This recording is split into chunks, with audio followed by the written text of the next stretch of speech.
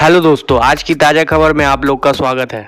चीन में कोरोना के बढ़ते मामलों को लेकर पूरी दुनिया में डर का माहौल है कि क्या फिर से लॉकडाउन लग सकता है। चीन के प्रेसिडेंट शी जिनपिंग ने कोरोना के नए वेरिएंट को रोकने की बहुत कोशिश की, लेकिन वो विफल रहे, जिसके कारण इंडिया में भी इसके बढ़ने के खतरे को लेकर स्वास्थ्य मंत्रियों ने बैठक की और इसके अलावा केंद्रीय मंत्रिमंडलों ने कोरोना के बढ़ते खतरे को मद्देनजर एक गंभीर बैठक की। चीन के सार्वजनिक स्वास्थ्य अधिकारियों का कहना है कि आने वाले कुछ महीनों में कोरोना से 80 करोड़ लोग संक्रमित होंगे और मरने वालों की संख्या 5 लाख हो सकती है। समाचार एजेंसी रॉयटर्स के अनुसार चीन के centre for disease control and prevention के अधिकारी सु वेम्बो ने संवाददाताओं से बात करने हुए बताया कि वायरस का नया वेरिएंट तेजी से म्यूटेंट होगा, लेकिन उन्हें उसके खतरे को कम आगाह है। अमेरिकी मीडिया संस्था एनपीआर में छपी एक रिपोर्ट के अनुसार येल यूनिवर्सिटी में सार्वजनिक स्वास्थ्य पर रिसर्च करने वाले और चीनी स्वास्थ्य प्रणाली के जानकार सी चेन ने कहा है कि चीन के स्वास्थ्य अधिकारी डॉक्टर शाओफेंग लिएंग का कहना है कि कोरोना की इस लहर से चीन की लगभग 60% आबादी प्रभावित हो सकती है। चीन में कोरोना वायरस ने एक बार फिर से कहर बरपाना शुरू कर दिया है। जीरो कोविड पॉलिसी में छूट दिए जाने के कुछ ही दिनों में बड़ी संख्या मामले सामने आए हैं। चीन में इस कोरोना के कहर के पीछे की वजह ओमिक्रॉन के BF.7 सब वेरिएंट को माना जा रहा है। चीन में तेजी से ये वेरिएंट फैल रहा है। इस बीच भारत में इसी वेरिएंट के 4 मामलों का पता चला है। हालांकि ये मामले अभी नहीं बल्कि कुछ महीने पहले आए थे और अब कोई केस एक्टिव नहीं है। ये पहली बार नहीं है जब ओमिक्रॉन के BF.7 वेरिएंट ने कहर बरपाया हो। अक्टूबर में अमेरिका और कई यूरोपीय देशों में इस वेरिएंट की बड़ी संख्या में कोरोना मामले सामने आ चुके हैं। चीन के स्वास्थ्य अधिकारियों ने कहा है कि मंगलवार को कोरोना के संक्रमण से मरने वालों की संख्या केवल 5 है और मंगलवार को इससे 2 मौतें हुई है। ये आंकड़े इसलिए बेहद कम है क्योंकि चीन कोविड से होने वाली मौत उन्हें ही मान रहा है जैसे निमोनिया के मामले या ऐसे मामले जिसमें मौत के पीछे सांस से जुड़ी बीमारी होगी। ये तरीका विश्व स्वास्थ्य संगठन के कोरोना से मौत मापने के तरीके से अलग है। विश्व स्वास्थ्य संगठन का भी कहना है कि देश अपने अपने मानक तरीके से कोविड से होने वाली मौत रिपोर्ट करते हैं। ऐसे में देशों के बीच तुलना करना मुश्किल हो जाता है। विश्व स्वास्थ्य संगठन उन मौत को भी शामिल करता है जो सीधे तौर पर भले कोरोना के संक्रमण से ना हुई हो, लेकिन उन पर कोरोना के संक्रमण का अप्रत्यक्ष असर पड़ा हो। वहीं चीन के इसे लेकर कड़े नियम है। चीन उन्हें ही कोरोना से होने वाली मौत मान रहा है जिसमें मरने वालों के फेफड़े संक्रमण से प्रभावित हुए। ये पुष्टि स्कैन के जरिए की जा रही है। क्या चीन का ये संकट दुनिया का संकट बन जाएगा? अमेरिकी अखबार वॉशिंगटन पोस्ट ने चीन में कोरोना की नई लहर को लेकर एक लेख प्रकाशित किया है। इसमें कहा गया है कि चीन की जीरो कोविड नीति एक ऐसी नीति थी जो टिक नहीं सकती थी और इसे बिना किसी तैयारी और बैकअप प्लान के अचानक से खत्म करने के फैसले से न सिर्फ यहाँ के लोगों के लिए एक भयानक नई लहर का खतरा पैदा हुआ, बल्कि यहाँ वहाँ के व्यापार को भी झटका देगा और चीन की कम्युनिस्ट पार्टी के नेतृत्व पर भी बड़ा सवाल पैदा करता है। संभव है कि यह नया संकट पूरी दुनिया को हिलाकर रख दे, जैसे कि वुहान में होने वाले आउटब्रेक ने 3 साल पहले पूरी दुनिया को ठप कर दिया था। चीन में जो होता है वो जरूरी नहीं कि बस चीन तक ही सीमित रहे। जिनपिंग सरकार ने पूरे कोरोना के समय कठोर कोविड नीति अपनाई, टेस्ट किए, जबरन लोगों को क्वारंटीन किया, लेकिन 7 दिसंबर को सरकार ने नियमों में बड़ी ढील दी और कहा कि सब कुछ कंट्रोल में है। लेकिन अभी जो हालत है उनसे जाहिर है कि बात उसके काबू में नहीं है।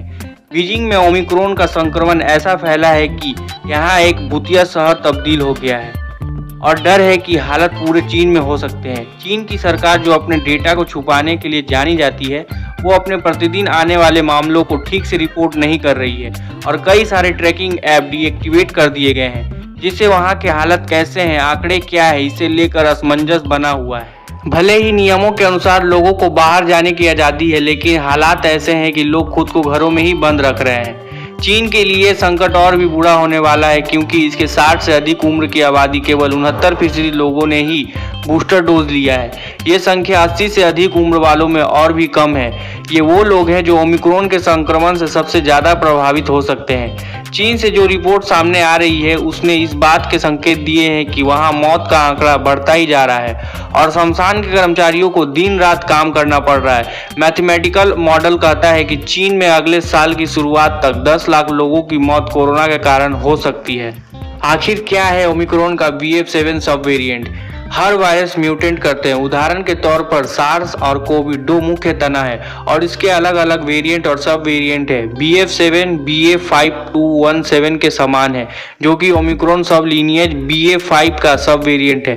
इस महीने की शुरुआत में cell host and microbe journal में प्रकाशित एक अध्ययन में बताया गया है कि BF7 सब वेरिएंट मूल रूप से D614G वेरिएंट की तुलना में 4.4 गुना अधिक न्यूट्रलाइजेशन प्रतिरोध है।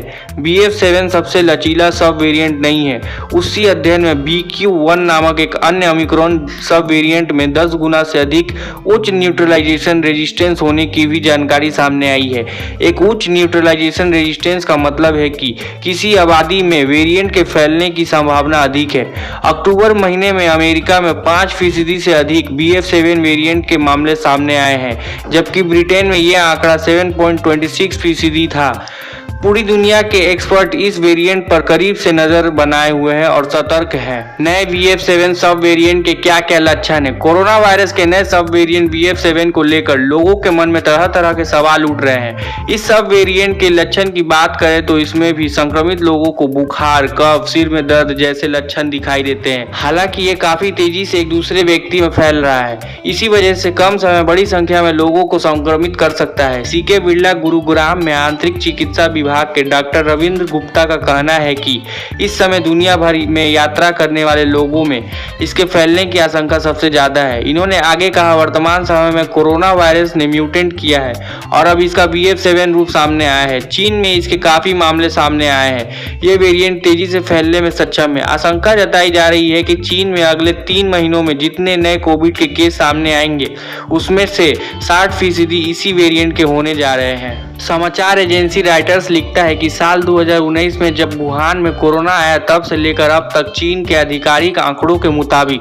संक्रमण से केवल 5,242 लोगों की मौत हुई है। अभी भी चीन जो आंकड़े पेश कर रहा है उसे लेकर भी संदेह जताया जा रहा है और माना जा रहा है कि असल आंकड़े इससे कहीं ज्यादा है। 7 सितंबर से चीन में संक्रमण में काफी उछाल आया है। रॉयटर्स के संवाददाताओं के मुताबिक राजधानी बीजिंग में कोरोना से होने वाली मौतों के लिए तय किए गए शमशान घाटों के बाहर लोग लंबी कतार लगाए खड़े थे। सुरक्षा गार्ड इसके एंट्री गेट पर गश्त लगा रहे थे। रॉयटर्स के मुताबिक संक्रमण का हॉट स्पॉट बीजिंग है। शंघाई शहर जहां संक्रमण तेजी से फैल रहा है, वहां की सड़कों पर इन दिनों कोई नजर नहीं आता। जाहिर है बढ़ता कोविड देश के स्वास्थ्य प्रणाली पर भी दबाव बना रहा है और ऐसे में चीन के अस्पतालों में स्वास्थ्य इंफ्रास्ट्रक्चर बढ़ाया जा रहा है। नए ICU बनाए जा रहे हैं, बुखार के क्लिनिक तैयार किए जा रहे हैं, बेड की संख्या बढ़ाई जा रही है। पिछले सप्ताह बीजिंग, शंघाई, चेंगडू और वनजाओ सहित प्रमुख शहरों ने घोषणा की उन्होंने सैकड़ों बुखार के क्लिनिक बनाए हैं और इसके लिए कुछ खेल फैसिलिटी को क्लिनिक में बदला गया है। चीन में कई अस्पताल मरीजों से भरे पड़े हैं। दवाओं की दुकान खाली हो गए हैं। लोग घबराहट में दवाई खरीद कर स्टोर कर रहे हैं। दुकानों पर इन दिनों जरूरी दवाएं नहीं मिल पा रही है। लोगों ने खुद को घरों में बंद कर लिया है और डिलीवरी सर्विस में जबरदस्त उछाल आया है। Consultant internal medicine Manipal hospital Gurugram के डॉक्टर अमिताभ घोष का कहना है कि नया वेरिएंट भारत के लिए उतना घातक नहीं है, लेकिन ये अन्य ओमिक्रॉन वेरिएंट की तुलना में तेजी से फैलता है। वे आगे कहते हैं, ओमिक्रॉन के अन्य वेरिएंट की तरह BF7 भी एक अन्य सब वेरिएंट है जिसकी ट्रांसमिशन दर बहुत तेज है। कई डेटा के अनुसार इस वेरिएंट के लिए घातक होने की दर अधिक नहीं है, लेकिन निश्चित रूप से ये अन्य की तुलना में तेजी से प्रसारित होता है। भारत में मृत्यु दर और अस्पताल में भर्ती होने के बहुत कम मामले हैं, लेकिन ये एक व्यक्ति की इम्यूनिटी समेत कई अन्य कारणों पर निर्भर करता है। डॉक्टर का मानना है कि वैक्सीन के चौथे डोज से संभावित मौतों को रोका जा सकता है। इसी तरह के लेटेस्ट इन्फॉर्मेशन के लिए चैनल को लाइक एंड सब्सक्राइब कीजिए। Thank you.